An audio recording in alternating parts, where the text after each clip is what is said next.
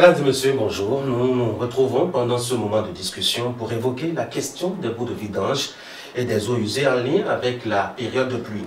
Vous le savez, les villes grossissent et croissent un peu plus vite que ne s'installent les services sociaux de base dans les pays africains, ce qui impose souvent aux populations de trouver par elles-mêmes des solutions à leurs propres problèmes.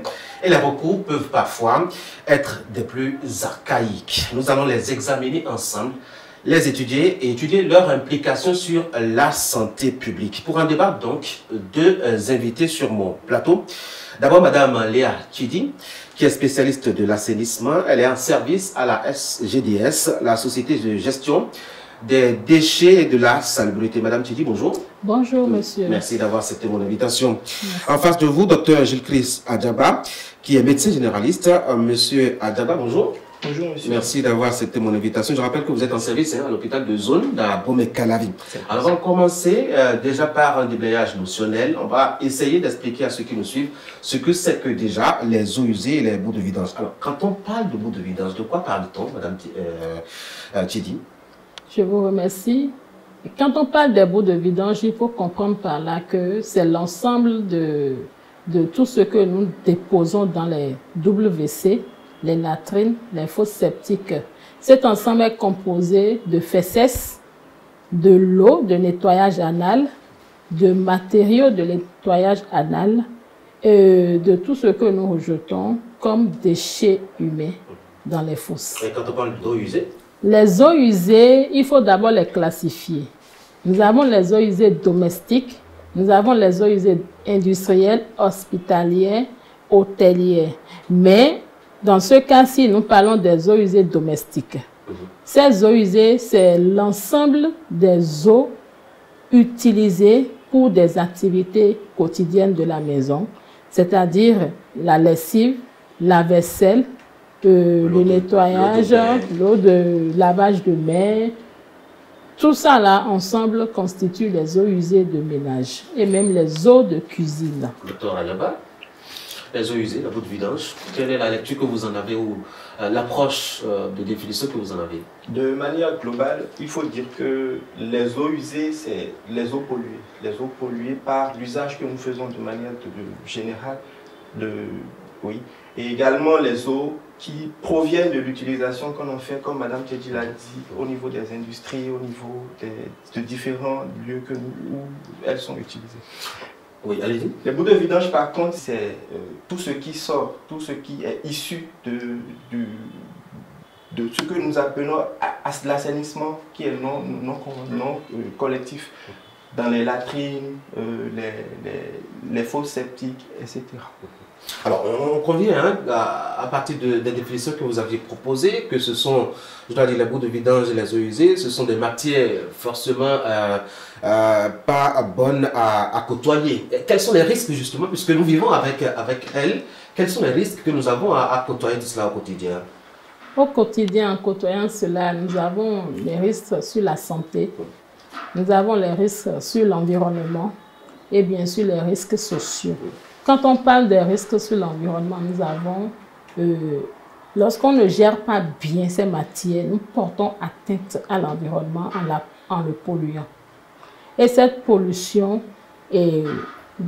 régénère sur la flore, la faune, les ressources halieutiques et sur la santé, ça augmente les coûts de santé. Alors tout cela c'est technique et hautement scientifique. De façon pratique et concrète, comment est-ce que le contact avec ces eaux-là crée tout ce que vous décrivez comme dommage, notamment sur la santé et sur l'environnement? C'est la contamination. Quand nous prenons à côté les boues de vidange ou les eaux usées qui sont mal gérées, nous avons une contamination directe sur peut-être l'eau potable ou bien dans l'air. Il y a l'émanation des particules dans l'air que l'humain renifle naturellement et ça pourrait apporter atteinte à sa santé côté respiration, la contamination des maladies hydriques et aussi le manque de l'assainissement dans le milieu engendre beaucoup d'autres affections que le docteur est en mesure. Docteur, justement, vous êtes mieux indiqué pour nous expliquer un peu quels sont les risques, tout au moins du point de vue sanitaire, que nous courons à côtoyer tout ça. Lorsqu'elles ne sont pas bien gérées, il y a des risques que l'individu qui utilise ces eaux usées-là, ne gère pas bien ces eaux usées, puisse être contaminé par ces micro-organismes. Et donc, les individus qui sont dans le milieu sont sujets à de grandes maladies. Comme par exemple? Comme par exemple la fièvre typhoïde, comme les risques de choléra, les risques d'entérite, les risques de diarrhée aiguë. Et ça peut avoir d'énormes impacts sur les individus et sur la communauté. Alors, je vous ai entendu tous deux dire hein, bonne gestion, bonne gestion, bonne gestion. Alors comment on gère les bouts de vidange, les eaux usées pour éviter d'avoir affaire à tout ce que vous avez décrit tout à l'heure? Les bonnes pratiques, c'est déjà que on utilise ces eaux, on gère de manière à faire en sorte que l'assainissement dans le milieu soit bien. Faire en sorte que lorsque les eaux sont utilisées, sont usées, qu'elles soient jetées dans des endroits qui sont adaptés, indiqués à leur gestion, et que le contact avec ces eaux usées là se fasse soit le moins possible. Voilà en quelque sorte ce que je dis. Oui, là, il faut partir d'abord de la maison. Lorsque nous avons notre parcelle et nous voulons construire, il faut pouvoir faire de bons plans. La première infrastructure à sortir de notre plan, c'est les WC, les puisards. Là, au niveau local de la maison, nous assurons la bonne gestion de ces deux déchets. L'eau usée produite dans le ménage doit retourner au puisard. Les bouts de vidange doivent être déposés dans les latrines, les fosses septiques. Et le bon dimensionnement de ces infrastructures permet une gestion durable. Est-ce qu'il y a une référence en la matière? Oui, en la matière, antérieurement, il y a le ministère de la Santé à travers la DNSP qui a élaboré une stratégie qui permet de dimensionner. Cette stratégie fixe les normes de dimensionnement et les ouvrages qu'il faut. Mais aujourd'hui, il faut dire qu'avec l'appui de la GIZ, il y a eu l'élaboration d'un catalogue des infrastructures. Donc, selon le milieu où nous nous trouvons, ce catalogue va nous préciser l'infrastructure, le type de WC ou de fosse qu'il faudra construire compte tenu de la nature du sol. C'est pas parce que j'ai une parcelle à Cotonou et une autre à Boumé-Calavi que les fosses septiques doivent être de même dimension. Voilà, parce que la nappe à Cotonou est plus rapprochée, mais à Calavi, on peut retrouver la nappe à plus de 5 mètres. Donc, on ne peut pas installer dans ces deux zones la même infrastructure. Madame Kidi, ça vient de dire il y a des normes pour construire ces fosses à la maison, etc. Mais il n'y a que au moment où cela se remplit, il faut faire appel à des gens pour les vider. Et là aussi, c'est une question de gestion. Bien sûr. Effectivement, les opérateurs de vidange n'ont pas toujours les bonnes pratiques. Mais aujourd'hui, la SGDS travaille pour pouvoir les restructurer d'abord, formaliser leur métier et les professionnaliser réellement. Et dans un passé récent, sur le projet SSD de Muniwash, du SAID, à travers ABMS-PSC, ils avaient bénéficié entre-temps des formations sur les bonnes pratiques. Mais aujourd'hui, il est constaté que ces bonnes pratiques ne sont pas voilà. Oui, mais il faut la loi peut-être. Il faut la loi peut-être pour aider. Oui, la loi existe. Oui. La loi existe. Sur la nouvelle loi d'hygiène, le code d'hygiène, nous avons pris, il y a des nouveaux tests d'application. Et ces nouveaux tests, nous avons l'arrêté sur la gestion des bouts de vidange et eaux usées domestiques. Il est vrai que ce test est en cours de signature, mais il est déjà validé par l'ensemble des acteurs. Ce test vient repréciser les conditions dans lesquelles le métier doit être fait. Et aussi prévoir en même temps les répressions qu'il faut lorsque le vidangeur, en face de son activité, ne respecte pas les principes de base. Docteur, j'ai bien envie de vous demander, est-ce que les habitants de la maison sont exposés au même risque que les opérateurs de vidange qui viennent pour l'opération aussi? Les mauvaises pratiques qui découlent de la mauvaise réalisation de ces vidanges-là mettent les sujets qui résident dans la maison en danger, notamment pendant les périodes de pluie où la dissémination du fait de la pluie est plus grande. Justement, on allait en parler, vous me faites le point. Est-ce qu'il y a des risques un peu plus accentués lorsqu'on est en période sèche que quand on est en période pluvieuse? Tout à fait. Puisque nous avons dit tout à l'heure que ces fesses-là contiennent des micro-organismes. L'eau, en tombant, vient et devient un vecteur un peu plus grand et accélère de ce fait la contamination. Et cette contamination peut toucher un plus grand nombre de personnes. Moi, je ne perçois pas tout de suite comment est-ce que l'eau qui tombe du ciel peut être directement un facteur qui amplifie la distribution de ces maladies. Bien sûr, puisque l'activité étant faite dans de mauvaises conditions, il y a que les fesses peuvent se retrouver sur le sol, peuvent se retrouver à polluer l'environnement, à polluer les eaux qui étaient là. Et donc, avec la pluie, l'eau de ruissellement vient et généralise la contamination. Et donc, fait que les personnes sont plus sujettes à tomber pendant les périodes de Madame Tilly?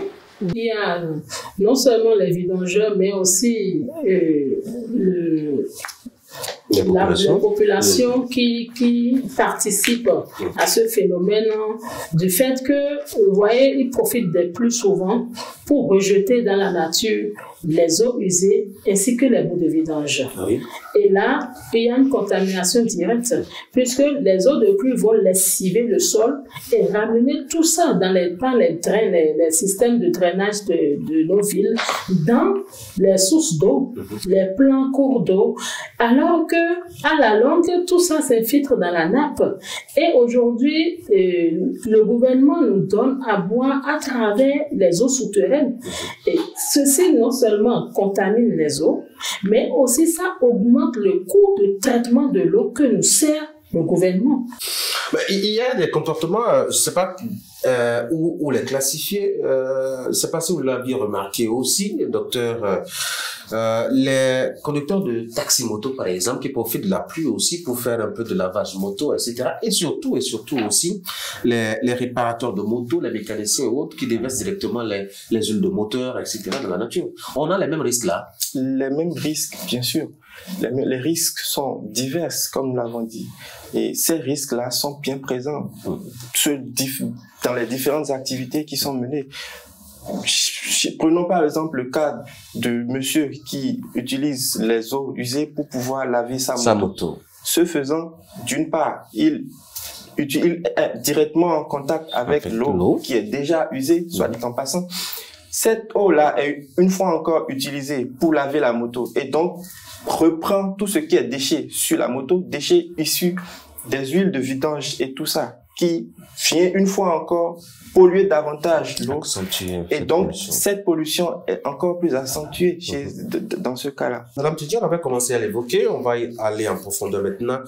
Les tests et lois au Bénin pour protéger un peu, je dois dire, les consommateurs parce que, je peux avoir toutes les mesures chez moi à la maison, mais si le voisin, il n'a pas les mêmes aptitudes, les mêmes comportements, je suis aussi exposé. Donc, comment est-ce que le consommateur, il est protégé par rapport ou à travers les lois? Aujourd'hui, nous avons beaucoup de tests qui protègent le consommateur. Il est vrai que nous avons toujours notre loi sur l'hygiène qui vient à travers ces articles 17 d'abord nous dire qu'il est interdit de rejeter les eaux usées et les bouts de vidange, les huiles de vidange, les graisses dans tout ce qui est voie publique, caniveau et cours d'eau. Si nous observons d'abord cet article, on ne doit pas le faire. En ne faisant pas cela, nous protégeons d'abord le consommateur. Nous revenons à l'article 148 qui interdit de déverser les bouts de vidange dans les mares, les étangs, dans la nature. Et ceci même, ça va jusqu'aux eaux industrielles. C'est pour protéger les ressources halieutiques dans ces eaux, puisque ce sont ces mêmes ressources que nous, consommateurs, nous prenons. Lorsque nous revenons aux articles 157 et 158 de la même loi, ces articles interdisent l'utilisation sans traitement des déchets liquides dans les champs. Parce que la pratique aujourd'hui s'observe. Entre-temps, du côté de Djeregbé, on avait eu vent de ces pratiques. Il y a des propriétaires de champs qui réclament à ce que les vidangeurs leur apportent directement dans les champs les bouts bruts prélevés dans les WC. On dit que c'est de la bonne matière pour enrichir le sol. Oui, c'est de la bonne matière, mais cette matière contient encore des germes qu'il faut forcément éliminer. Et il y a des normes qui existent avant de réutiliser ces produits. Avant de continuer directement sur, je dois dire, la loi, je veux bien m'adresser au docteur Adjaba sur la consommation de produits ici directement comme ça, de culture sur un espace enrichi par les bouts de vidange. Oui, ces pratiques-là existent, notamment au niveau des jardins potagers, au niveau des fruits et légumes, les maraîchers à Cotonou. Oui.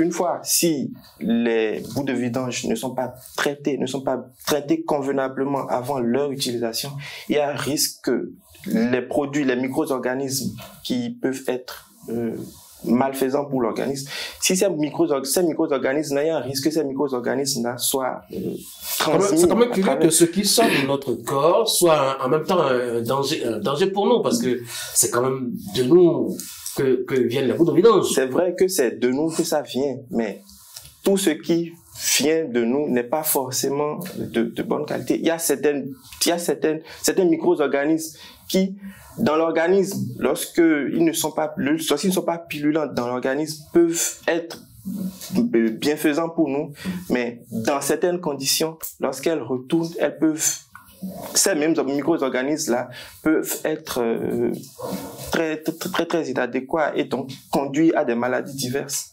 Oui, madame. C'est ce qui sort de l'homme qui le nuit davantage. Bien sûr. Ce qui sort de l'homme, particulièrement ces fesses, ne sont pas sains. Il faut les traiter d'abord en agriculture. Avant de les utiliser. Et aujourd'hui, nous avons des tests qui sont en cours de signature pour venir protéger et bien cadrer cette activité.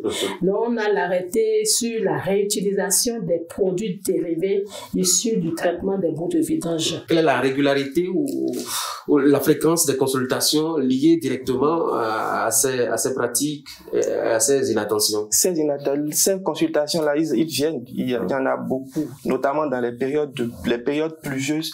Il y a un grand nombre de personnes qui viennent pour les maladies liées au risque hydrofécal. Et donc, pendant les périodes de pluie, notamment chez les enfants, il y a un grand nombre d'enfants qui viennent dans nos hôpitaux pour ces maladies. J'imagine que la prise en charge est très lourde. Oui, elle peut être fastidieuse dans divers cas. Madame, on va continuer avec les lois, les tests qui protègent le consommateur. Oui. Voilà, nous avons toujours notre arrêté sur la réutilisation des produits qui vient repréciser qui vient recadrer l'activité et préciser les normes qu'il faut. Et à chaque culture, quelles normes aussi observer. Quand nous partons de là, aujourd'hui, à travers le traitement qui se fait sur nos stations, nous pouvons garantir que les produits qui sortent des stations sont sains et peuvent être réutilisés, mais aussi là à condition. Quelles conditions? À condition que nous soyons rassurés du respect des normes prévues, à condition aussi que celui qui le prend le manipule bien et dans les conditions appropriées. Dans les conditions prescrites. Oui. Allez, on va finir ce moment d'échange et de discussion avec quelques conseils, quelques mesures à prendre pour se protéger, que l'on soit à la maison ou que l'on soit opérateur vidangeur, afin de se protéger, mais aussi et surtout de protéger les voisins autour de nous. Je commence par qui? Docteur, vous prenez la parole. Oui. Docteur Ayaba, on y va. À la maison, il y a une règle très importante, très simple, mais que nous banalisons souvent, c'est se laver les mains avant et après les repas. C'est un geste simple, mais d'une très grande importance, parce qu'elle nous protège, elle nous préserve. Une fois que nous avons touché les eaux usées, nous avons été en contact avec les eaux usées ou des micro-organismes, de nous départir de ces micro-organismes-là et nous réduire de ce fait la contamination.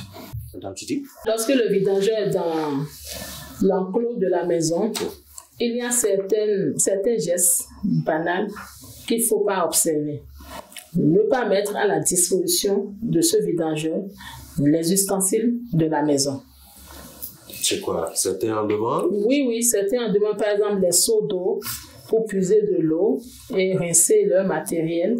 C'est pas bien parce que ces seaux retournent avec les gemmes dans le ménage. À côté de ça, lorsque l'activité doit démarrer, il faut sécuriser les lieux et renvoyer très loin de nous tous les petits-enfants et même les gens du ménage. Parce qu'ils ne sont pas de l'activité. Ils ne peuvent pas comprendre les risques ni les connaître. Donc, c'est au vidangeur de les protéger en les éloignant de son activité. L'eau usée que nous stagnons dans nos récipients à la maison peut constituer des gîtes lavaires. Donc, bonjour les moustiques, et c'est le paludisme qui s'ensuit. Il faudra que de tous les côtés, et dans le ménage, et en dehors du ménage, nous puissions prendre des mesures sécuritaires pour tout ce qui concerne et les bouts de vidange et les eaux usées, leur gestion. On va dire deux mots rapidement au sujet de nos poubelles. On n'a pas beaucoup fait attention à nos poubelles. La position de la poubelle à la maison, ce qu'elle doit aussi contenir. Oui, les poubelles gardent les déchets solides et non les bouts de vidange emballés dans des sachets. Donc, j'appelle la population et je les invite à prendre soin de leur poubelle. La poubelle, elle est poubelle, mais elle ne doit pas être sale.